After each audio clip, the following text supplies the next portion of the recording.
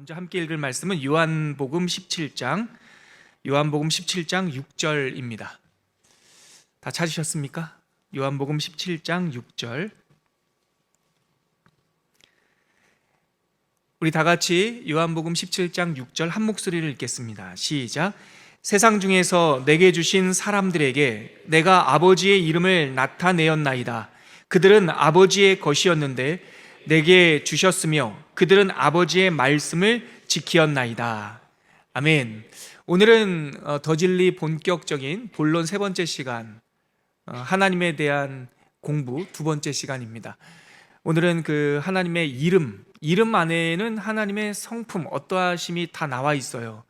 그리고 그 삼위 하나님, 성부, 성자, 성령 하나님이 어떻게 한 분이신가, 그 세 분의 삼위일체의 신비가 무엇인지 우리가 성경 안에 있는 진술들을 함께 이렇게 살펴보도록 하겠습니다. 오늘도 여러분들에게 나눠드린 강의안을 가지고 우리 도움 받으면서 우리 본론 내용 볼 텐데요.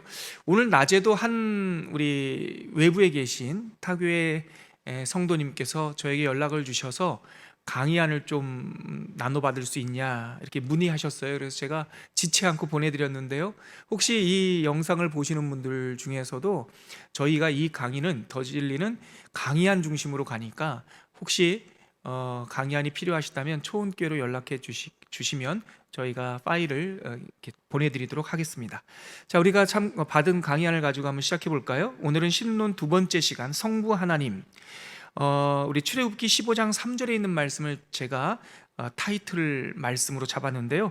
우리 그 부분 같이 읽어볼까요? 주황색으로 되어 있는 출애굽기 15장 3절 말씀입니다. 함께 읽을게요. 시작. 여호와는 용사시니 여호와는 그의 이름이시로다. 여호와라고 하는 이름이 우리의 고유하신 하나님, 우리 유일하신 성경의 하나님의 이름이신 거 다 알고 계실 겁니다. 제가 그 강의한 내용을 한번 읽어볼게요.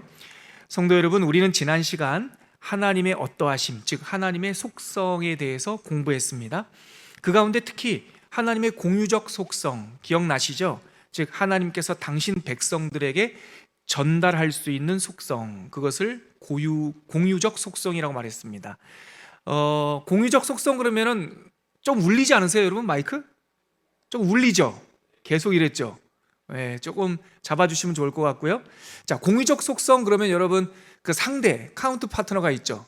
비공유적 속성, 하나님의 절대적인 속성 이렇게 말할 수 있죠. 그래서 우리는 이 하나님의 어떠하심 속에 어떠하심 가운데 당신의 백성, 우리 믿는 성도들에게 전달해 줄 수 있는 것들을 공유적 속성이라고 했고, 지난주에 저는 그것을 덕스러운, 아름다운, 도덕적 속성, 또 우리가 아름답게 살 수 있는 기반이 된다 이렇게 말씀드렸습니다. 즉 하나님께서 우리에게 전달해 줄 수 있는 그 하나님의 속성은 우리가 더 잘 살 수 있는 근거가 되는 거예요. 때로는 우리의 지성이 그것을 다 이해할 수 없어요. 하나님의 어떠하심을, 하지만 하나님의 어떠하심을 우리가 생각하는 까닭은 우리의 지적 유희, 공부만을 위해서 하는 것이 아니라 우리가 하나님의 어떠하심을 알아야 그분을 제대로 예배할 수 있고 하나님과 더 오해하지 않고 교제할 사귐을 할 수 있다는 것이죠. 그래서 하나님과 교제, 하나님을 예배하기 위해서 우리는 하나님이 도대체 어떤 분인가에 대해서 관심을 가지고 성경을 읽을 때 묵상을 해야 됩니다. 그래서 오늘은 우리 하나님의 속성에 대해서 한 걸음 더 나가려고 하는데요. 오늘 고찰할 주제는 두 가지입니다. 하나는 비교적 구체적이고 쉬워요.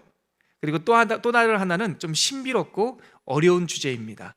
오늘은 두 가지예요. 두 가지 배울 건데 하나는 좀 쉽고 딱 떨어져요. 그런데 두 번째는 조금 신비롭고 어려운 주제예요. 딱 떨어지는 건 뭐냐면 하나님의 이름입니다. 그리고 조금 신비롭고 어쩌면은 성경 교리 중에서 가장 어려운 교리를 꼽으라, 그럼 바로 이 교리, 삼위일체 교리입니다. 오늘은 이 차가운 물과 뜨거운 물 두 가지를 다 해야 될 것 같아요. 자, 아까 제가 말씀드렸듯이 왜 우리는 성경에서 하나님의 이름에 관심을 가져야 되는가? 하나님의 이름은 하나님의 속성을 드러내는 이 명함과 같아요. 그래서 우리가 하나님의 이름을 잘 생각해 볼 때, 하나님이 이런 분이셨구나, 그 편재성이라는 것이 바로 이런 거구나, 뭐 영원성이라는 것이 이런 거구나라고 하나님의 이름을 통해서 우리는 조금 더 잘 이해할 수 있습니다. 자, 그럼 본론 들어가 볼게요. 1번 하나님의 이름들, 먼저 크게 두 갈래로 볼 건데요. 구약에 나타난 이름이 있고요, 신약에 나타난 이름이 있어요. 구약은 아무래도 역사가 1500년이니까 이름의 종류가 굉장히 많습니다. 오늘 14가지를 말씀드릴 거예요. 신약은요, 예수님의 나심부터 부활, 승천, 사도행전까지 약 100년 정도거든요. 그러니까 15분의 1이잖아요. 그래서 신약에 나타난 하나님에 관련된 이름은 딱 두 가지입니다. 그럼 먼저 우리 구약에 있는 이름 한번 볼까요? 구약에 있는 이름도 두 갈래, 두 종류로 보시면 돼요. 크게는 두 갈래, 조금 세세하게는 세 갈래인데요. 두 갈래로만 보시죠. 첫 번째 뭐냐면, 구약에 나타난 이름 중에서 엘 계열의 이름이 있어요. 먼저 앞부분 읽고 본격적으로 그 이름들 한번 짚어보도록 할게요. 여러분, 옛날부터 이름은 하나의 호칭을 넘어서 그것의 성품과 속성을 드러내는 것으로, 또 성경에서 이름은 언제나 뭐 물건이면 물건, 사람이면 사람, 그 주인공의 그 사명이 뭔지, 속성이 뭔지를 드러내는 거였어요. 여러분, 저 한번 보시겠어요? 신약 이야기지만 베드로, 돌이잖아요, 돌쇠. 베드로라고 하는 그 이름에 그 베드로라는 사람의 성격, 그리고 내가 이 반석 위에 교회를 세울 것이다, 이런 그의 사명이 스며져 있죠. 그리고 요한과 야고보를 가리켜서 예수님께서 이름을 붙여주실 때 보아너게, 이 천둥의 아들들, 이런 이름인데요, 성격이 굉장히 급했다는 걸 알게 되고요. 구약으로 가볼까요? 쉬운 이름, 야곱. 이름의 뜻이 뭐죠? 예, 야콥, 움켜쥐다라는 거죠. 야곱은 평생 움켜쥐려고 했던 사람인데 항상 빈손이었죠. 에서는요, 왜 에서일까요? 그의 쌍둥이 형, 태어날 때부터 이 아이가 어릴 때부터 털이 많았고 또 얼굴이, 피부가 붉은색이었어요. 그래가지고 이 붉은 사람이구나, 그래서 에돔, 에서 이렇게 불렀어요. 이삭은요, 무슨 뜻이죠? 웃음. 예, 하나님께서 99세 된 아브라함에게 아들 주겠다고 그러니까 사라가 그 장막 뒤에서 피식하고 이렇게 웃었어요. 그래서 웃음이 됐는데, 근데 그 스토리도 있죠. 너는 비웃었지만 나의 응답으로 인하여 너의 비웃음이 기쁨의 웃음으로 바뀔 것이다. 하여튼 그런 그 스토리들이 이름에 스며 있는 거죠. 하나님의 이름도 마찬가지예요. 하나님의 이름이 구약에 14번, 14종류가 좀 구체적으로 오늘은 소개할 텐데요, 그 이름 하나하나에 하나님의 어떠하심이 드러난다는 것이죠. 우리 세 번째 줄 볼게요. 세 번째 줄 끝에 보면, 우리는 성경에서 하나님의 이름을 발견할 때마다 그 이름들이 정확히 하나님의 사역, 하나님께서 하신 일, 하나님의 속성, 하나님의 어떠하심, 그런 것을 드러내는 역할을 한다는 것을 깨닫게 됩니다. 그래서인지 성경, 특히 구약 성경의 선조들은 하나님의 이름을 알려달라고 당돌하게 말하는 이 믿음의 선조들이 있었어요. 예를 들면 야복강가에서 야곱이 하나님과 씨름할 때 이름을 알려주십시오, 이렇게 요청했단 말이죠. 또 모세, 출애굽기 3장에 보면 모세가 80세가 되어서 떨기나무 앞에서 하나님의 신비를 만날 때 그 떨기나무 가운데서 천사의 음성으로, 들리는 음성으로 사명을 줬잖아요. 이제 너 여기서 사막에서 계속 방황하지 말고 바로에게 가서 바로에 묶여있는 내 백성들을 하나님의 언약하신 땅으로 이끌어라. 그러니까 이 모세가 용기가 없어서, 사람들이 내 말 안 믿을 겁니다. 내가 가서 하나님께서 나에게 나타나 이러한 사명을 주었다고 한다면 그 사람들은 분명히 출애굽기 3장 13절에 나에게 그 하나님이 도대체 어떤 분이냐 물으실 겁니다. 내가 가서 당신의 이름을 뭐라고 얘기해야 될까요? 이런 식으로 우회적으로, 방금 말씀드렸던 야곱, 또 하나님의 이름을 직접 물었고, 모세도 하나님의 이름을 우회적으로 물었고, 또 그 삼손의 아버지 마노아도 당신의 이름이 무엇입니까? 뭐 이렇게 묻기도 했고요. 구약 성경에 보면 하나님의 이름을 물었던 사람들이 어렵지 않게 나와요. 왜냐하면 그 하나님의 이름을 통해서 하나님의 어떠하심, 그분이 도대체 나에게 무엇을 말씀하시는지를 유추할 수 있었던 것이죠. 그 내용이 강의한 첫 번째 단락이 있습니다. 신약에 와서는 어떨까요? 신약에 와서는 예수님께서 직접, 오늘 우리가 읽었던 본문이에요, 내게 주신 사람들, 즉 하나님께서 구원하신 당신의 백성들을, 사람들에게 내가 아버지의 이름을, 하나님의 이름을 나타내었나이다, 이렇게 예수님께서 말씀하셨어요. 요한복음 17장 3절에 보면 이런 표현이 있어요. 영생은 곧 유일하신 참 하나님과 그의 보내신 자 예수 그리스도를 아는 것이니이다. 즉 예수님께서는 영생이란 하나님을 알고 예수님을 아는 것이라고 얘기했어요.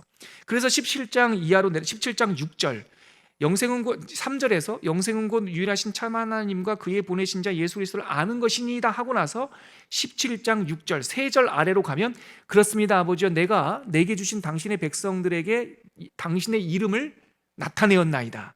즉 하나님의 어떠하심을 백성들이 알 수 있도록 하나님의 이름을 나타내었다라고 표현을 하는 것이죠. 그리고 이어서 17장 26절에 보면 요한복음 내가 아버지의 이름을 그들에게 알게 하였고 이런 표현도 있어요. 그러니까 예수님의 사역을 한마디로 말하면 이 17장 요한복음 17장은 하늘을 향한 예수님의 기도잖아요. 이걸 대제사장적 기도라고 말하는데 하나님께 기도할 때 예수님은 성부 하나님 앞에 본인의 사역을 하나님의 백성들에게 하나님의 이름을 알게 하려 하신 것이고 6절에 가니까 알게 했습니다 이렇게 말을 하죠. 그러니까 이름을 알린다라고 하는 것은 하나님과 하나님의 어떠하심, 속성을 드러내는 구원 사역과 거의 일치되는 표현이다라는 걸 알 수 있습니다. 하나님의 이름은 당신의 위대한 성품과 진리를 사람들이 파악하고 이해할 수 있는 형태로 표현한 것입니다. 그럼 먼저 구약에 나타난 하나님의 이름들을 살펴볼까요? 이렇게 하면서 제가 본론 들어가는데 예를 들어 샘플 한번 보죠. 예를 들어 좀 보시죠. 하나님의 이름 중에 이런 게 있어요. 여호와 니시. 이거는 니시가 뭐냐면 깃발이라는 거예요. 이것도 그러니까 여기 보면 우리가 사람들이 파악하고 이해할 수 있는 형태로 표현했다.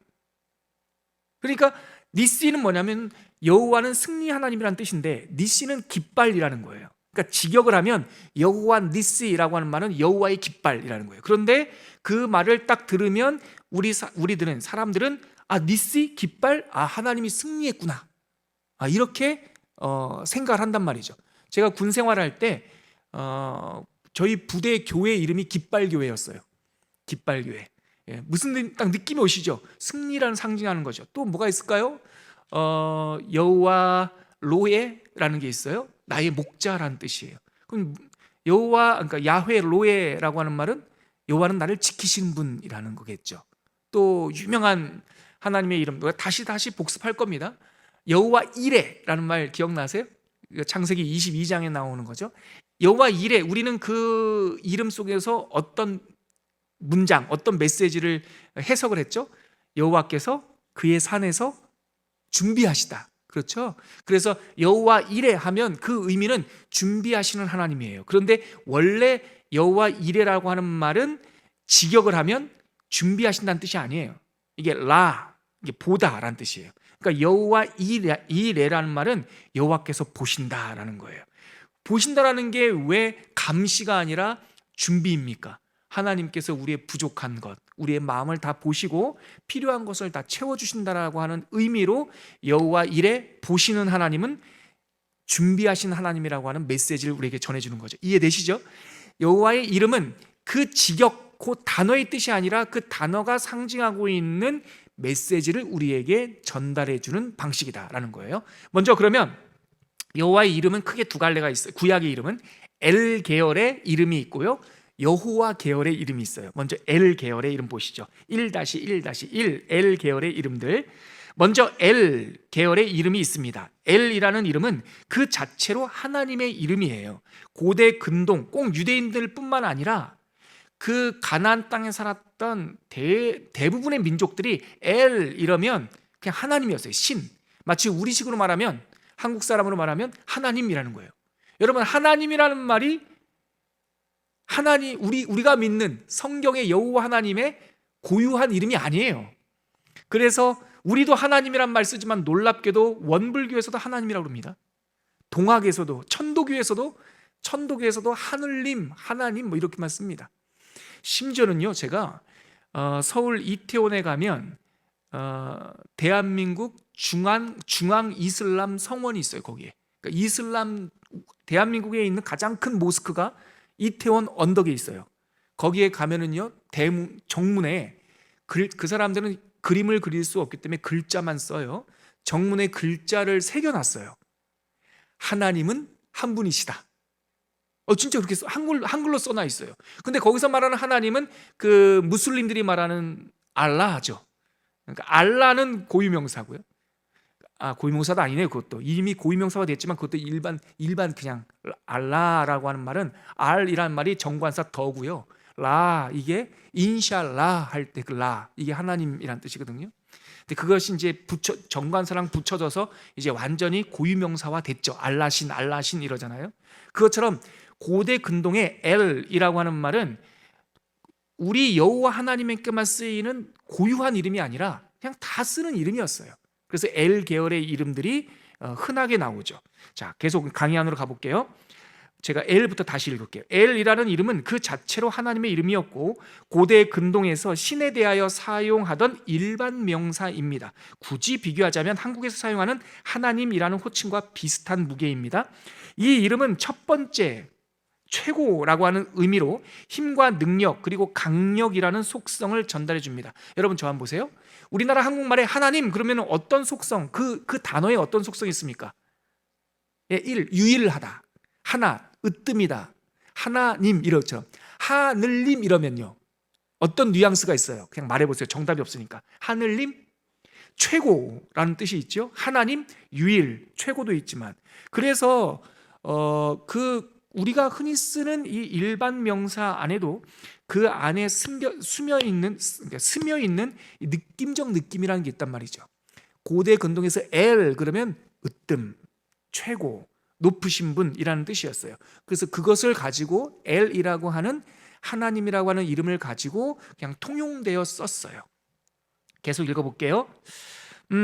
이 이름은 다른 단어들과 조화를 이루면서 더 다양한 이름들의 밑바탕이 되는 재료 이름이에요. 엘에 뭐가 붙어요.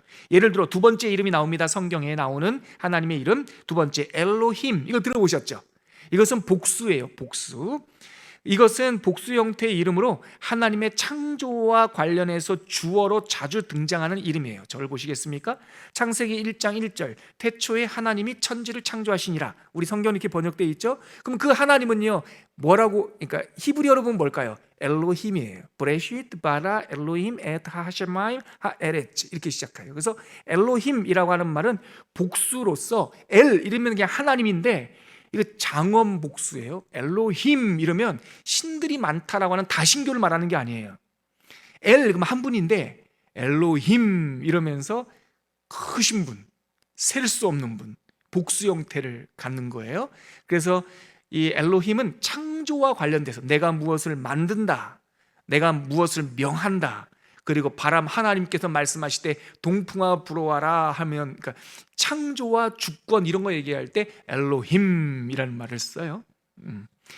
이거랑 비슷한 어미가 있죠. 우리가 잘 알고 있는 이 아람 히브리어 어미 아브람 그러면 그거는 그냥 아범이란 뜻인데요. 아브라함 그러면 열국의 그러니까 모든 민족의 아버지라고 하듯이 엘 단수 엘로힘 그러면 하나님, 그리고 엘로힘 이 장원 복수를 쓸 때는 창조와 관련된 그런 문장의 주어로 자주 등장한다라는 겁니다.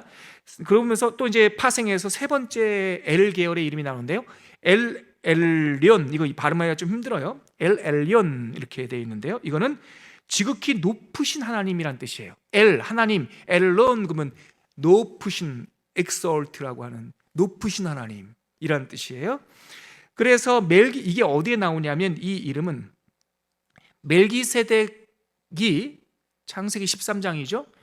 아브라함이 조카 롯이 잡혀가서 포로가 됐다는 것을 듣고 군사 가신 313명인가요?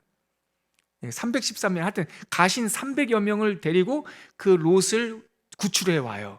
그리고 전쟁에서도 이기죠, 덩달아. 그러니까 살렘 왕 멜기세덱이 전쟁에서 수고하고 돌아오는 아브라함에게 이렇게 먹을 거를 주고 축복을 하러 나와요. 그때 이 살렘 왕 멜기세덱을 가리켜서 창세기 13장이 아니라 14장 18절에 보니까 그는 지극히 높으신 하나님의 제사장이었더라 이렇게 이야기를 하죠. 여기서 지극히 높으시는 제사장을 꾸미는 말이 아니라 우리 하나님을 꾸미는 말이어서 히브리 성경에 보면 여기에 세 번째 이름 엘 엘론이라는 말이 나와요.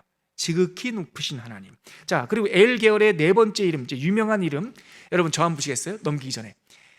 엘 들어보신 분, 엘이라는 말은 내가 지금까지 신앙생활하면서 엘 계열의 구약 성경의 이름 엘 난 들어봤다. 거의 다 들어보시지 않았겠습니까? 두 번째, 엘로힘 들어봤다 나는. 오케이. 엘 엘리온 들어봤다. 오, 한 분 계시네. 한 분. 그러니까 어렵죠, 엘 엘론. 근데 그 다음 거는 이 네 번째 이름은 많이 들어보셨을 거예요. 그게 뭐냐면 엘샤다이. 엘샤다이 하나님 찬송가도 찬양에도 있지 않습니까? 엘 계열 이름 가운데 많은 분들이 사랑하는 이름이 바로 엘샤다이라고 하는 이름입니다. 이 샤다이라는 말이 Almighty, 전능하신이라는 뜻이에요. 그래서 이 말은 우리 성경에서 전능하신 하나님이라고 나오면 무조건 엘샤다이예요. 예. 우리 성경 읽다가 전능하신 하나님 보면 엘샤다이구만. 우리 같이 혀도 풀 겸 저랑 같이 한번 이렇게 이름 불러볼까요? 네 가지 다 나왔습니다. 1번부터 4번까지 불러보죠. 1번이 뭐예요? 엘. 2번이 엘로힘. 3번이 엘리온. 이거 발음 어려워요. 다시 한번 하시죠. 뭐라고요? 엘리온. 지극히 높으신 하나님. 그리고 네 번째 엘 샤다이, 전능하신 하나님. 이런 이름이 나오고요.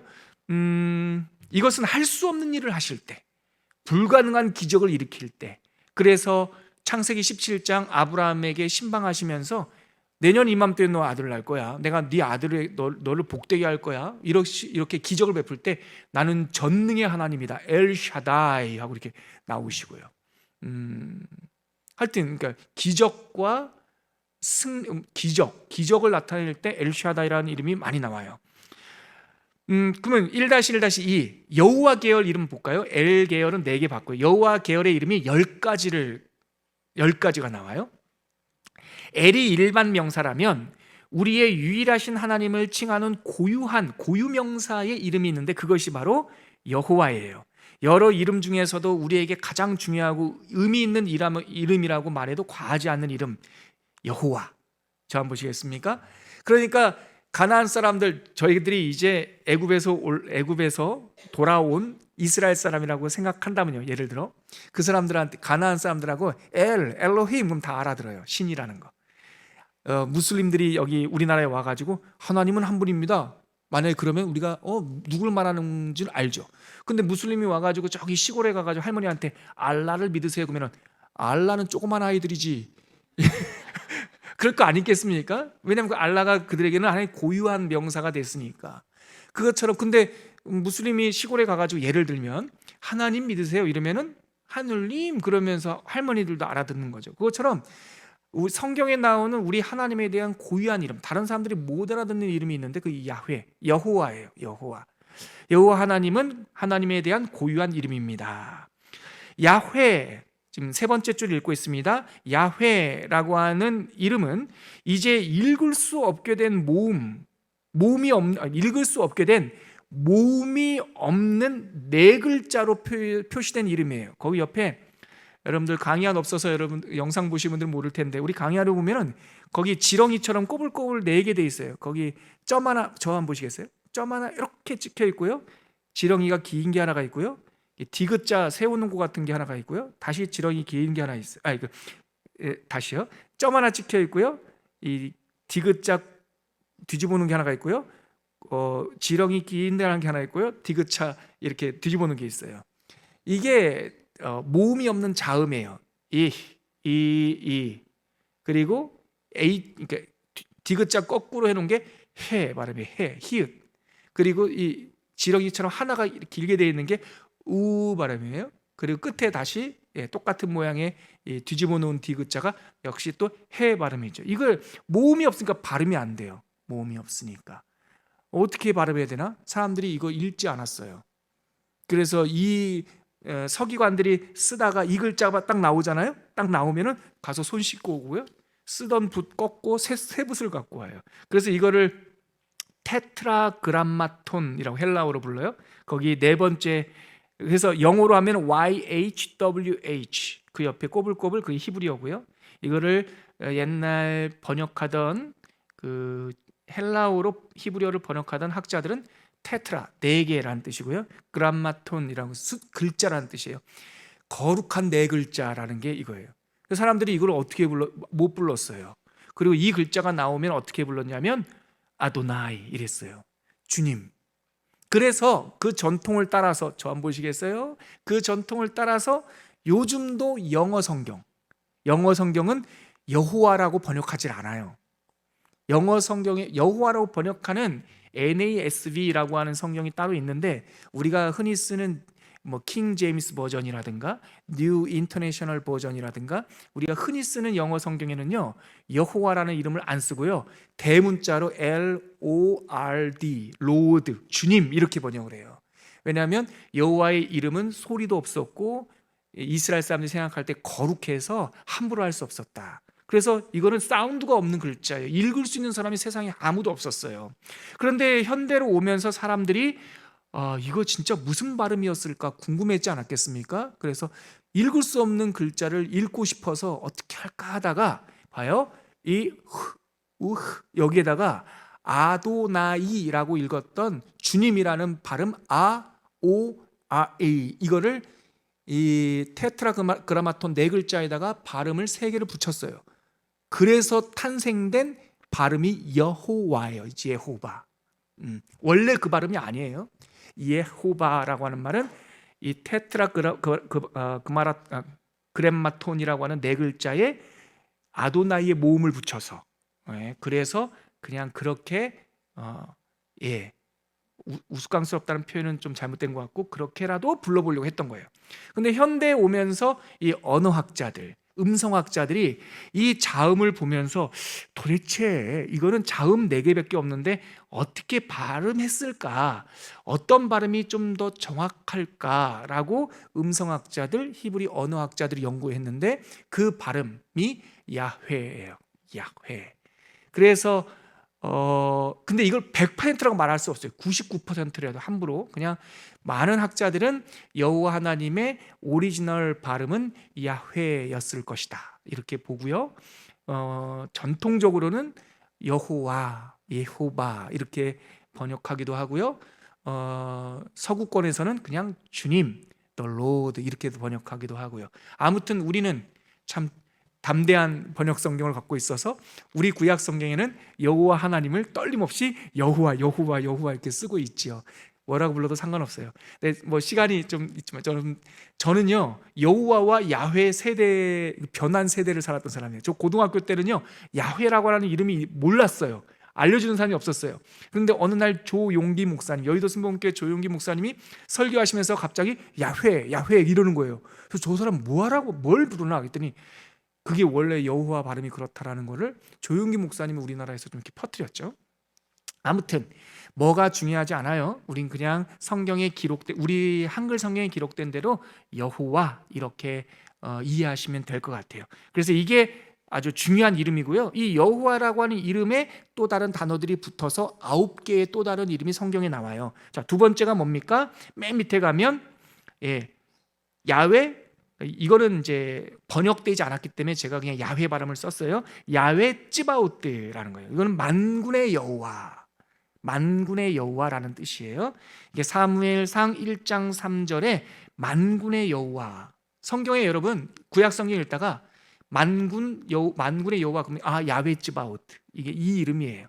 이 이름을 번역한 것이고, 이 만군이라는 것이 뭐냐면 천군 천사의 대장 되신 하나님 이 뜻이에요. 야훼 찌바우트. 세 번째 여호와와 관련된 이름 뭐냐면 아까 제가 말씀드렸던 여호와 이레. 이건 보시는 하나님. 의미적으로는 뭐예요? 여호와께서 준비하시다. 이 구약 성경에 있는 창세기 22장 14절에 있는 여호와 이레라고 하는 이 이름이 신약에 와서 예수님께서 풀어주시고 완성해 주셔요. 무엇을 먹을까, 무엇을 입을까, 무엇을 마실까 너희는 염려하지 말라. 이것은 이방인이 하는 염려이니 너희는 먼저 그의 나라와 그의 의를 구하여라. 아버지께서는 이 모든 것이 너희에게 있어야 될 줄을 아시느니라. 이거예요. 아버지께서는 이 모든 것이 너희에게 있어야 될 줄 아시느니라. 여호와 이레. 하나님이 우리들의 지갑 다 보고 계시고요, 쌀독 다 보고 계시고요, 우리들의 마음의 간구함을 다 보고 계세요. 여호와 이레.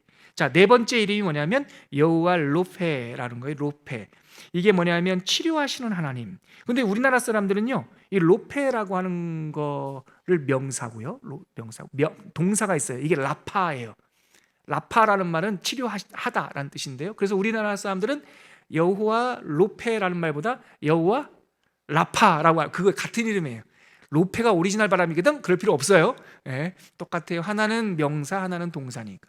여호와 라파라고 해도 되고요. 여호와 로페라고 해도 돼요. 치료하시는 하나님. 뱀에 물렸을 때. 그 다음에 여호와 니시라고 있죠. 예. 라파, 예, 같고요. 여호와 니시, 여섯 번째. 아까 제가 말씀드렸던 이 아말렉과의 전쟁에서 승리 하나님. 여호와는 나의 깃발, 그 뜻이죠. 여호와 니시. 그 다음에 일곱 번째가 여호와 샬롬입니다. 이건 기드온에게. 기드온이, 여러분 이 얘기 아실 거예요. 기드온이 미디안 사람들이 쳐들어와 가지고 자꾸 추수날에 뺏어가니까 기드온이 안 뺏기려고 포도주 틀에서 나달을 이렇게 까고 있었잖아요. 그럴 때 천사가 나타나서 큰 용사여 일어나라 이렇게 말씀하고 나서 여호와 샬롬 이 말을 해요. 이때 여호와는 평강이시라. 그러니까 기드온이 얼마나 마음이 불안하고 걱정되고 근심이었는지 하나님께서 기드온에게 나타나셔서 드러내신 이름은 여호와 샬롬이라는 이름입니다. 그 다음에 여덟 번째, 우리가 너무 좋아하는 시편 23편 1절에 있는, 암송하시는 분들 많죠?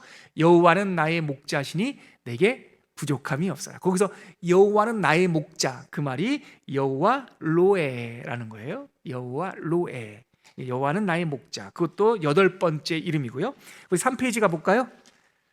아홉 번째 이름이 야훼 치드케누. 여호와 치드케누. 체데크라는 말이 의라는 뜻이고요. 뭐 끝에 우, 치드케, 누 이러면 우리들의 이라는 뜻이었어요. 야훼 치드케누 이러면 여호와는 우리의 의 이런 뜻입니다. 이것은 예레미야 선지자가 나라가 막 망하고 멸망의 징조가 있을 때 야훼 치드케누, 여호와는 우리의 의로우심입니다. 하나님께서 환난 가운데 우리를 지키실 것이고 이렇게 파도가 치는 때 당신의 의인들을 당신께서 살려두실 것입니다 할 때 야훼 치드케누라고 하는 아홉 번째 이름. 마지막으로 여러분들 유명한 에스겔서 48장 맨 마지막 35절에 있는 여호와께서 거기 계시다. 여호와 샴마, 이름 샴마라고 하는 이름이죠. 자, 10가지 이름 우리 3페이지, 2페이지와 3페이지에 있는 강연을 보시고요. 이거 외우려고 하지 마세요. 예. 근데 이거를 보시면 이 이름이 이런 거였구나. 여호와 샴마라고 하는 이름 속에서 지난주에 살펴봤던 여호와의, 우리 하나님의 속성 중에 뭐가 있어요? 샴마, 편재성. 제가 지난주에 설명하다가 너무 힘들었던 그 편재성. 여호와는 어디나 계시다. 이게 여호와 샴마라고. 또 여호와 로에, 여호와께서 우리를 지키시는 분. 여호와의 의로우심, 여호와 야훼 치드케누, 이러한 이름을 통해서 하나님의 속성이 드러나는 거죠. 자, 10가지 이름 한번 복습해 볼까요? 여호와부터 시작하시죠. 시작. 여호와, 그 다음 두 번째가 야훼, 여호와 쯔바오트. 강의 보시면서 이거 다 못 외워요. 세 번째가 여호와 이레, 네 번째가 여호와 로페, 다른 말로 여호와 라파. 다섯 번째가 니시. 그다음 여섯 번째가 니시, 일곱 번째가 여호와 샬롬, 여덟 번째가 여호와 로에, 아홉 번째가 야훼 여호와 치드케누, 열 번째가 여호와 샴마 이렇게 되고요. 자, 이렇게 해서 엘 계열과 여호와 계열의 이름을 다 나눴고요. 중요한 이름 하나 있어요. 자, 보세요. 저만 보세요. 엘은 일반 명사, 그냥 누구나 다 부르는 이름. 여호와 그러면 고유 명사 이렇게 있죠. 근데 사람을 부를 때 일반 명사도 있고 사람이라고 하는 일반 명사도 있고 노병균이라고 하는 고유 명사도 있고 또 뭐가 있냐면 대명사가 있어요. 그 사람, 이렇게 그 하나님을 가리키는 이름 중에 대명사가 있어요. 그게 아까 저희가 나눴던 주님이라고 하는 말이에요. 아도나이, 아도나이. 그래서 구약 성경에는 크게 세 종류의 이름, 엘 계열의 이름과 여호와 계열의 이름이 있고, 엘 계열의 이름은 일반적인 명사고, 여호와 계열의 이름은 고유한 이름이시고, 우리가 그 주님을 부를 때 주님 아도나이 이렇게 부른다. 그런데 성경에서 아도나이라는 말이 나오면 관계의 이름이에요. 우리가 부를 때도 아도나이 이렇게 부르고요, 하나님께서 누구에게 나타나서, 한 개인에게 나타나서 너의 주 아도나이, 내가 주가 너에게 이르노라 할 때, 옛날 우리 왕이 신하들에게 말할 때 본인의 이름이나 그걸 부르지 않고 지미 이런 말 쓰지 않았나요? 옛날에 어떤 대통령은 본인은 뭐 그렇게 그런, 이분 요즘 언급하면 안 되나? 아무튼 뭐 그러니까 아휴, 괜히 쓸데없는 얘기 해가지고 웃음이 나오네요. 그 아도나이라는 말은 주님께서 본인을 지칭할 때 쓰시는 그냥 일반 대명사 같은 이름이었어요. 자, 이렇게 정리해 보면 하나님의 이름을 엘 계열의 4가지 이름이 있고 여호와 계열의 10가지 이름이 있습니다. 그것을 알 수 있어요. 그래서 여러분들 뭐 들어만 보셔도 유익하고요. 나중에 여러분 가을쯤 되면 성경 언어 시간 있잖아요. 이 더질리에 히브리어, 헬라어 배우죠. 그때 히브리어 배울 때 요 단어들을 다 여러분들이 알파벳 22개 이렇게 배운 다음에 이 이름들을, 이 14가지 이름들을 다 직접, 놀라지 마요, 쓰게 돼요. 이게 여호와 그러면 이렇게 다 쓰게 돼요. 예. 포기하지 마세요. 안 써도 돼요. 예, 안 써도 돼요. 근데 쓰게 될 거예요. 예. 그래서 이렇게 여호와 이름을 가지고 우리가 고유명사를 알파벳 연습으로 쓰게 될 겁니다. 자, 이제 신약에 나타난 이름 볼까요? 신약에 나타난 이름은 너무 쉬워요. 2가지예요. 하나는 예수죠. 예수님. 신약에 나타난 이름들은 그 시간이 짧아서인지 구약에 비해 다양하지 않습니다. 대표적인 이름으로 우리 구주이자 제2위 성자 하나님의 이름 뭐예요? 예수. 예수라는 이름은 천사 가브리엘이 마리아에게 수태고지를 하던 중에 동정녀에게 나실 하나님의 독생하신 아들의 이름을 이렇게 말했어요. 아들을 낳으리니 그 이름을 예수라 하라. 마태복음 1장 21절. 근데 그 21절 뒷부분에 보면 이는 그가 자기 백성을 그들의 죄악에서 구원할 자이심이니라. 그 예수라고 하는 이름은 구세주, 예슈아, 여호수아, 구약식으로 표현하면 구원할 자라고 하는 뜻이에요. 신약에 예수님이라고 하는 이름 말고 또 다른 이름이 있나? 있어요. 수태고지 할 때 한 번 더 가브리엘이 또 다른 이름을 얘기하는데요, 이사야 선지자가 예언했던 7장 14절, 이사야 7장 14절, 예수님이 나시기 약 600년 전에 예언했던 그 예언을 성취한다라고 하면서, 우리 그 구절 읽어볼까요? 마태복음 1장 23절, 강의 안에 있는 거 보라. 거기서부터 시작. 보라, 처녀가 잉태하여 아들을 낳을 것이요 그의 이름을 임마누엘이라 하리라 하셨으니 이를 번역한즉 하나님이 우리와 함께 계시다 함이라. 임마누엘이라는 이름은 예수님의 또 다른 이름이에요. 이게 이사야 때부터 예언된 거고요. 그래서 그 윗단락 임마누엘 보면 영어로도 임마누엘, 헬라로도 엠마누엘, 그리고 히브리어 그 옆에 있는 것도 임마누엘, 다 똑같아요. 임마누엘. 이 말은 뭐냐면 헬라어로 표현되어 있지만 히브리어예요. 하나님이 우리와 함께 하시도다, 그 뜻이죠. 그런데 사도 바울은요, 에베소서하고 빌립보서에 모든 이름 중에 뛰어난 이름을 우리에게 주사, 그런 표현을 써요. 모든 이름 중에 뛰어난 이름, 그 이름이 무엇이냐면 임마누엘이에요. 하나님께서 우리와 함께 하신다. 빌립보서에서도 하나님과 동등됨을 취할 것을 여기지 아니하시고 오히려 비어 종의 형체를 가지고 우리에게 오셨다. 그 성육신 사건, 임마누엘 사건을 얘기할 때 모든 이름 위에 뛰어난 이름이다, 이렇게 표현을 해요. 그래서 신약에 나와 있는 예수님의 이름은 2가지만 이 시간에 기억해 두세요. 예수님이라고 하는 구세주, 구원자, 임마누엘, 하나님이 우리와 함께 하신다. 그래서 예수 믿으면 하나님 안에 거하게 되는 거죠. 하나님과 연결되는 거죠. 그 2가지 이름만 알아놓으시면 좋을 것 같고요. 사실은 제가 그 밑에 이외에도 신약 성경에는 예수님의 자기 계시와 관련된 7가지 이름이 있어요. 사실은 에고 에이미라고 하는 7가지 이름이 있는데요, 이 시간에는 나누지 않고 나중에 예수님에 대해서 배울 때, 기독론 때 떡빈문 목부 생길포, 나는 생명의 떡이다, 나는 세상의 빛이다, 나는 양의 문이다, 나는 선한 목자다. 예수님께서 자신의 이름을 에고 에이미, 여호와라고 하는 신약적 표현이에요. 여호와가 뭐예요? 나는 스스로 있는 자, I am that I am. 그것이 예수님 시대 때 오면 에고, 에이미.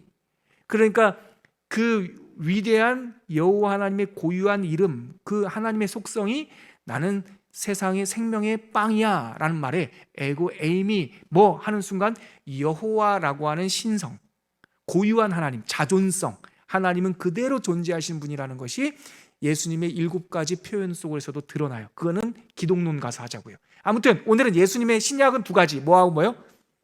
뭐하고 뭐요?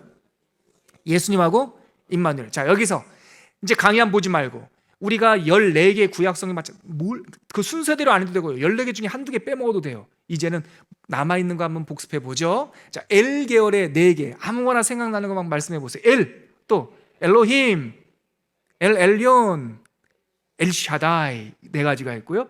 여호와 계열의 이름 첫 번째 여호와, 그 다음에 여호와 니시, 순서 상관없어요. 막 얘기해봐요. 여호와 라파, 여호와 로에, 야외 여호와 쯔바우트, 치드케누, 또 샴마, 샬롬, 예, 뭐 등등등등. 예. 또 있어요? 여호와 야외 쯔바우트. 중요해요. 만군의 하나님. 아무튼 이런 하나님의 이름을 통해서 우리는 속성을 알 수 있다. 쉬운 건 다 끝났는데 좀 어려운 게 있어요. 이거는 알려고 해도 참 어려운 거. 삼위일체 하나님의 신비. 자, 우리 3페이지 끝에 가볼게요.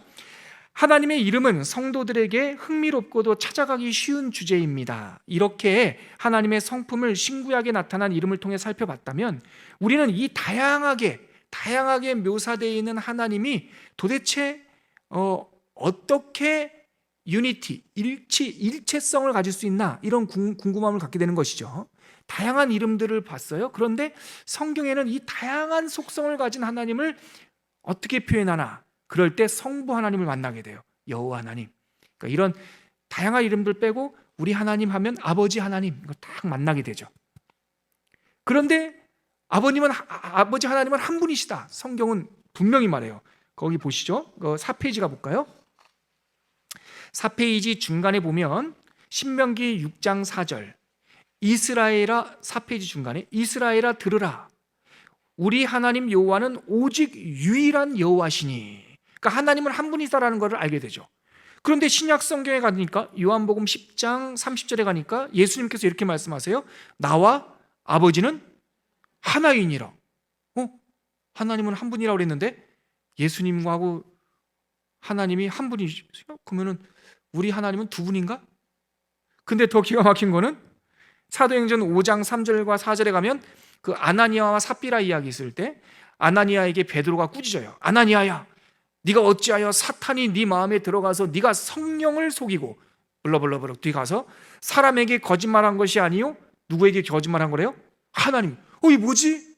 하나님은 한 분이라는데 신약에 왔더니 예수님도 하나님과 같다고 그러고 사도행전 가니까 성령에게 거짓말한 것이 하나님께 거짓말한 것이라고 그러고 또 예수님의 마지막 명령, 그 위대한 명령이라고 하는 마태복음 28장 19, 20절에 보면 아버지와 아들과 성령의 이름으로 세례를 풀라? 그러면 우리가 믿는 하나님은 3분이신가? 아닌데 한 분이라고 그러셨는데 이게 어렵단 말이죠. 그래서 이거를 표현할 수가 없어요. 우리는 성경에서 말하는 대로 말한다 그랬잖아요. 신명기의 말씀도 진리고요, 예수님의 말씀도 진리고요, 사도행전에 기록된 성령에게 거짓말한 것이 하나님께 거짓말, 이것도 진리란 말이에요. 그리고 우리가 거듭나는 구원의 표징을 할 때 세례는 구원의 마크란 말이에요. 효력이 아니라 구원 받았음을 고백하고 마크하는 거예요. 그때 성부와 성자와 성령의 이름으로 세례를 주려는데 와, 뭘까? 그래서 나온 말이 인간의 언어로 이해할 수 없고 인간의 언어로 표현할 수 없기 때문에 나온 말이 삼위일체라고 하는 거예요. 이 말 자체도 이제는 완전히 교회에서 나오는 아주 어려운 신학 용어인데 이게 세상에서 다 써요. 무슨 경제학 할 때도 삼위일체, 정치하는 사람들도 삼위일체 이런 말 쓰죠. 이게 성경에서 나오는 신비한 진리를 표현하기 위한 사실은 조어예요. 조어.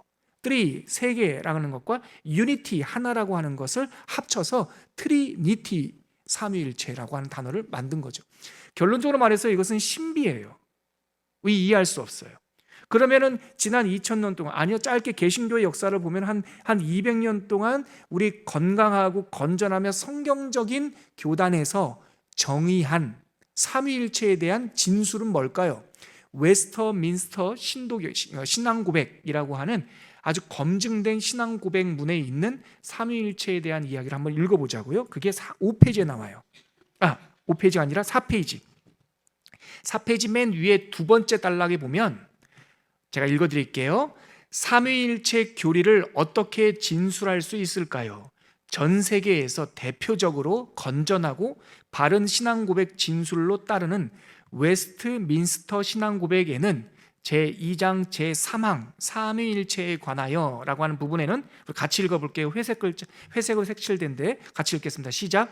신성 안에 성부, 성자, 성령의 세 위격이 계시다. 이 셋은 한 하나님으로서 본질상 동일하고 능력과 영광이 동등하시다. 이것이 삼위일체에 대한 진술이에요. 우리는 이 조심스럽고 역사적이며 성경적인 진술을 겸손하게 따라가야 돼요. 뭔가 더 설명하기 위해서 말을 막 덧붙이려고 하면 자칫 실수를 범할 가능성이 있어요. 이해하려고 하지 마십시오. 성경의 진술을 그냥 받아들이세요. 하나님은 한 분이십니까? 그럼 뭐라고 대답해야 됩니까? 네, 그래야 돼요. 예수님은 하나님이십니까? 네. 왜요? 하나님, 예수께서 말씀하시기를 나를 본 자는 아버지를 보았고 하셨고, 예수님께서 말씀하시기를 나와 아버지는 하나라고 말씀하셨고, 예수께서 말씀하시기를 아버지께서 일하시니 나도 일한다 하셨고, 요한복음 17장에서는 아버지가 내 안에 내가 아버지에 있는 것처럼 이라고 표현하셨고요. 성령님은 그러면은 에너지나 파워나 귀신, 무슨 영혼이 아니라 성령님도 하나님이십니까? 네, 그렇습니다. 어떻게 알 수 있습니까? 성경에 보면 성령님을 그 하나님의 영, 그리스도의 영, 삼위와 동등한 존재로 묘사하고, 아까 얘기했던 사도행전에 보면 성령께 거짓말한 것은 하나님께 거짓말한 것이라고 했고, 다른 모든 죄, 하나님께서 사할 수 없는 죄가 없지만 성령 회방죄만은 다시 사할 수 있는 게 없다. 그것은 하나님에 대한 거부이기 때문에 등등의 많은 구절들을 보면 성령 하나님은 에너지나 어떤 힘이 아니라 위격, 하나님의 그 영, 우리의 삼위의 제3위 성령 하나님이심을 알 수 있는 거죠. 이걸 이렇게 진술하는 수밖에 없어요. 이거를 억지로 우리가 맞추려면 안 돼요. 그냥 그대로 성경에서 말하는 대로 표현하는 거예요. 자, 5페이지 한번 가볼게요. 그래서 이제 오늘 결론 부분인데요. 구원 사역과 새 위격의 관계 제가 한번 읽어드릴게요. 마지막으로 여러분 한 가지 질문을 하고 오늘 공부를 마쳐야 할 것 같습니다. 그럼 이 새 위격의 관계는 어떨까요? 잘 저를 보십시오. 성부 하나님, 아버지 하나님, 성자 하나님, 독생하신 아들 하나님, 성령 하나님, 하나님과 그리스도의 영으로서 하나님, 삼위 하나님, 성령 하나님. 그럼 이 세 분은 어떤 관계일까요? 왜 그래요? Father, Son, Spirit 이렇게 얘기하면 마치 아버지가 위잖아요. 아들이 아래고. 이렇게 위계적으로 느낄 수 있단 말이죠. 그렇게 보면 안 된다는 거예요. 제가 다시 한번 읽어드릴게요. 성경 곳곳에 나와 있는 대답은 삼위 하나님은 영원히 공존하시는 분이다. 차이가 없다, 그 뜻이에요. 누가 높고 누가 낮음, 누구는 있고 누구는 없음이 아니에요. 항상 함께 계시는 분이에요. 삼위 하나님은 종속 관계가 아니에요. 누가 위, 누가 아래가 아니에요. 성자 하나님을 가리켜서 성자라고 불릴 때 그것은 그분이 성부께 종속되었거나 조금이라도 성부에 비해서, 성부 아버지 하나님에 비해서 열등하다는 의미가 아닙니다. 성령 하나님도 마찬가지입니다. 성령 하나님은 3등이 아니에요. 항상 공존하시며 같은 영광이 계신 분이에요. 자, 새 위격은 동등하시고 영원히 공존합니다. 그러나 구원과 창조와 보존과 섭리라는 우리의 구원을 위하여 삼위 간에 구분이 있습니다. 역할이 있으시다는 거예요. 이것을 좀 어려운 말인데요. 이건 한 번만 듣고 오늘 까먹으세요. 이것을요 경륜적 삼위일체라고 그래요. 저를 보십시오. 그냥 오리지널로 트리니티, 삼위일체 그러면 이것은 차이가 없어요. 그냥 동등하고 동일하세요. 다르지 않고 차별이 없어요. 그런데 경륜적, 이코노믹 트리니티라고 하면 경륜적 삼위일체, 그러면 이 동등하고 동일하신 삼위의 하나님께서 우리의 구원을 위해서 각각 맡으신 역할, 구분이 있다라는 거예요. 그럼 성부 하나님은 뭐 하시는 분입니까? 밑에 보면은 성부께서는 창조하시고 선택하시며 구원의 계획을 세우시는 분, 성자께서는 보내심을 받아 이 구원을 이루신 분, 성령께서는 성부와 성자에 의해 보냄을 받아 구원을 뭐 하시는 분? 적용하시는 분이. 어려워요. 거기 회색으로 칠해져 있죠, 여러분. 그것이 제 오늘 결론이에요. 삼위일체에 관련된 결론. 우리 신성 안에 성부, 성자, 여기부터 같이 한번 읽어보죠. 우리 같이 읽겠습니다. 시작.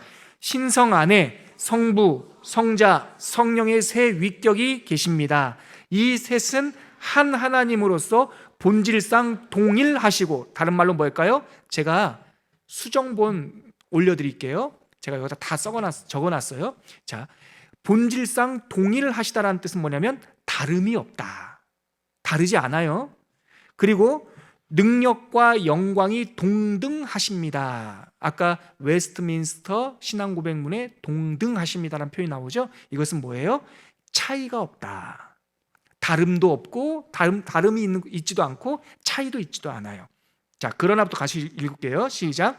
그러나 우리의 구원을 위하여 삼위 간의 구분이 존재합니다. 성부께서는 창조하시고 선택하시며 구원의 계획을 세우십니다. 성자께서는 보내심을 받아 이 구원을 이루십니다. 성령께서는 성부와 성자에 의해 보내심을 받아 구원을 적용하십니다. 그러니까 지금 우리가 하고 있는 게 뭐예요? 공부하고 있는 게 신론, 성부 하나님 공부하고 있는 거죠. 그래서 다음 주 신론 마지막 세 번째 시간인데 다음 주에 뭘 할까요? 창조, 선택, 보존, 섭리, 이거 해요.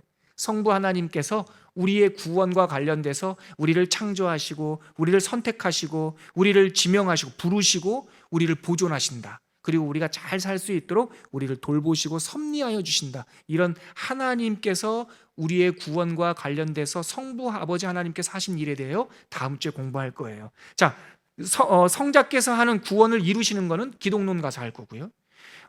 성령께서 성부와 성자에 의해 보내심을 받아 구원을 적용하는 것은 구원론, 성령론 거기 가서 할 거예요. 자, 이것이 거기 마지막 세 줄을 같이 읽어보죠. 시작. 이것이 성삼위일체의 교리에 대한 겸손한 진술이며 경륜적 삼위일체에 대한 이해이기도 합니다. 제가 수정해서 좀 글자. 그 다음에요. 그래서 우리는 성자를 보내신 분은 성부이며 와서 사역을 하신 분은 성자이시고 이것을 적용시킨 분은 성령이라고 말할 수 있고, 동시에 하나님은 그 모든 것 안에 계셨다라고 말해야 합니다. 이렇게 경륜적 구분이 있지만 창조 때는 성부만 계시고 우리를 구원하던 마태복음에는 성자만 계시고 사도행전에는 성령만 계셨다, 이렇게 보시면 안 되고 각각 구분이 있지만 창조 때에도 삼위일체 하나님께서 함께 계시고, 그래서 창조할 때 창세기 1장 28절을 보면 장엄복수로 말하죠. 우리가 우리의 모양과 우리의 형상대로 사람을 창조하실 때 창조하되 이렇게 됐나요? 아무튼 거기서 우리가라고 하는 복수도 나오죠. 근데 꼭 그렇게 문자적인 표현이 아니더라도 구약 성경 전체에도 성령과 성자와 성부 하나님께서 하나님의 신성 안에 함께 계셨다. 예수님께서 사역하던 마태복음 공생의 내에도 예수님께서 활동을 하셨지만, 구분적 활동을 하셨지만 기도할 때마다 누구를 불러요? 아버지 이렇게 부르고요. 아버지의 영광을. 사도행전 얘기할 때도요, 성령께서 사역했지만 베드로가 그 감옥에 누워있을 때 주께서 밤에 내 옆에 나타나서 서셔서 나를 발로 차서 일어나라 베드로야. 그러니까 예수께서 또 환상 중에 사도 바울에게도 나타나시고, 그러니까 삼위 하나님은 항상 동일하게 한 그 신성 안에 함께 계시다. 자, 밑에 있는 성경 구절만 읽고 오늘 마칠게요. 요한복음 14장 9절 같이 읽겠습니다. 시작. 네가 나를 알지 못하느냐? 나를 본 자는 아버지를 보았거늘 어찌하여 아버지를 보이라 하느냐? 자, 요한복음 10장 30절 시작. 나와 아버지는 하나이니라. 이어서 고린도후서 5장 19절에 있는 단락 시작. 곧 하나님께서 그리스도 안에 계시사. 아멘이시죠? 자, 요한복음 14장 10절 읽겠습니다. 시작. 내가 아버지 안에 거하고 아버지는 내 안에 계신 것을 내가 믿지 아니하느냐. 내가 너희에게 이르는 말은 스스로 하는 것이 아니라 아버지께서 내 안에 계셔서 그의 일을 하는 것이라. 예수께서 공생의 사역하실 때도 하나님과 일체적으로 한 신성 안에 계심을 표현하는 말씀입니다. 자, 마태복음 28장 9절 읽겠습니다. 시작. 그러므로 너희는 가서 모든 민족을 제자로 삼아 아버지와 아들과 성령의 이름으로 세례를 베풀고. 이름으로, 거기 이름을 이렇게 된 거기가 오타가 났습니다. 자, 오늘 그래서 큰 주제 했어요. 하나님의 이름, 구약의 이름, 신약의 이름, 그리고 삼위일체의 신비로운 영광스러운 주제. 다 이해 못하는 부분이 있습니다. 특별히 삼위일체는 이거 같이 한번 읽어보시고 여러분들이 성경을 읽으실 때 더 풍성하게 이 시줄처럼 진리를 꿰고 배우는 여러분들이 됐으면 좋겠습니다. 시간이 많이 됐지만 광고 하나 드리고요. 오늘 그 찬양 올려드리고 오늘 마칠 텐데요. 다음 주 조별 모임이 있다고 합니다. 8시 30분에 다음 주 조별 모임이 있으니까요. 기억해 주시고 조장님들도 미리 공지해 주셔서 이 모임 까먹는, 그러니까 있는 분 없도록 여러분들이 잘 도와주시기 바랍니다. 오늘 하나님께 올려드릴 찬양은요, 저한테도 새 찬양이었는데 소망 없고 빛도 없는, 아까 우리 고목사님이 처음 올려드렸던 그 찬양입니다. 가사가 삼위일체 하나님의 사역에 대하여 아주 성경적으로 쭉 가사를 썼더라고요. 우리 새 찬양이긴 하지만 고목사님 올라오실래요? 카메라 안 비춰드릴게요. 카메라는 저를 잡아주세요. 여러분들 고목사님 보시고 이끌어 주심에 따라서 찬양 한번 하나님께 올린 다음에 우리가 묵상하고 예배를 마치겠습니다. 찬양하겠습니다.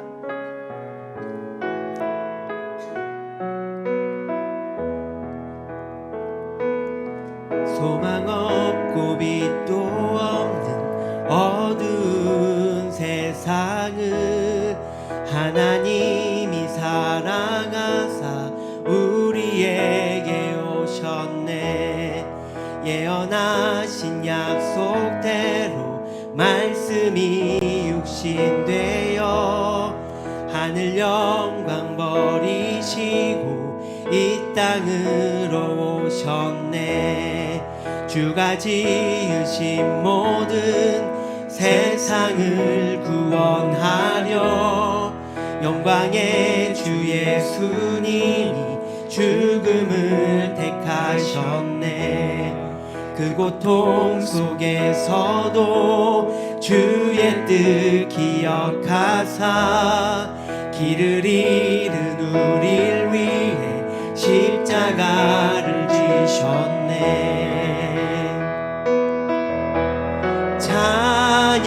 찬양하세 우리 주 삼위일체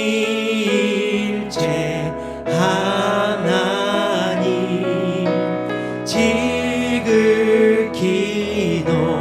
높으신 주 영원토록 찬양합니다.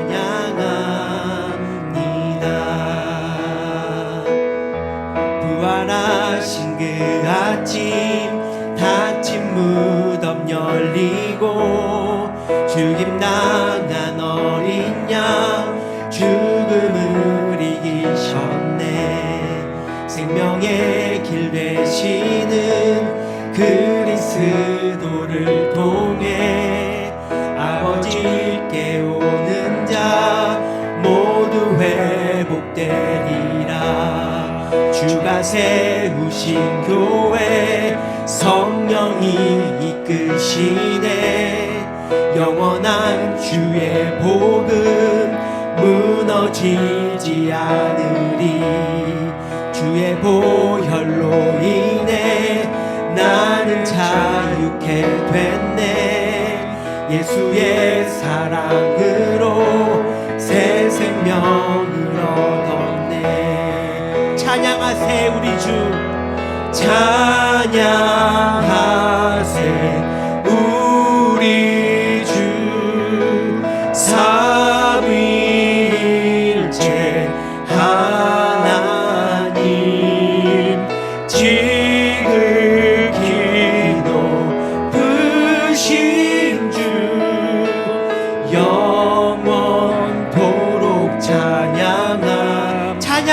찬양하세 우리 주 찬양하세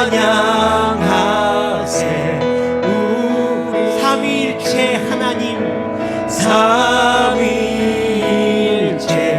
하나님 지극히 높으신 주 영원토록 찬양합니다. 가사가 참 하나님의 깊고 깊은 그 속성을 고백하고 묵상한 가사입니다. 우리에게도 이보다 더 풍성한 이만큼 버금가는 은혜를 주실 줄 믿습니다. 이 시간 더 진리 세 번째 시간 하나님에 대하여 마무리할 때 지극히 높으신 하나님, 나의 목자이신 하나님, 나의 승리이신 하나님, 나의 샬롬이신 하나님, 나에게 오신 나만의 하나님 이름 한번 부르시고 하나님의 그 이름이 내 속에서 생명되옵소서, 내 속에서 생수처럼 솟아나게 하옵소서, 그렇게 한번 고백하면서 기도하도록 하겠습니다. 하나님 아버지, 은혜를 감사합니다. 하나님은 먼 곳에 계신 것이 아니라 항상 우리에게 성육신하시며 내가 너를 이름으로도 알았고 또한 내가 너에게 전능의 하나님으로 나타났다 말씀하신 주님, 우리 하나님의 그 속성이 우리 백성들에게 전해지게 하여 주시옵시고 당신의 풍성함과 당신의 위로하심과 당신의 승리와 평화와 당신의 돌보심이 백성들에게 편만하게 임재하게 하여 주시옵소서. 여호와 샴마라고 하셨습니다. 여호와께서 거기 계신다 하셨습니다. 우리 사랑하는 성도님들 삶의 현장에 여호와께서 계시는 줄 믿습니다. 흔들리지 않고 하나님과 동행하며 우리 예수 하나님, 성자 하나님, 임마누엘 하나님, 우리와 함께 하신 하나님, 우리가 하나님과 항상 동행하는 하나님의 복된 성도들 다 될 수 있도록 붙잡아 주시옵소서. 사랑하는 하나님 아버지, 16가지의 하나님의 이름만 외쳐도 그것이 기도가 됩니다. 우리의 목자가 되시는 주님을 찬양합니다. 우리의 구세주가 되신 예수님의 이름을 부릅니다.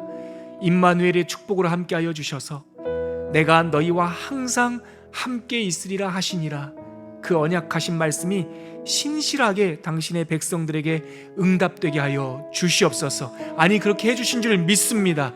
그 임마누엘의 축복으로 날마다 승리하게 하옵소서. 예수 그리스도의 이름으로 기도합니다.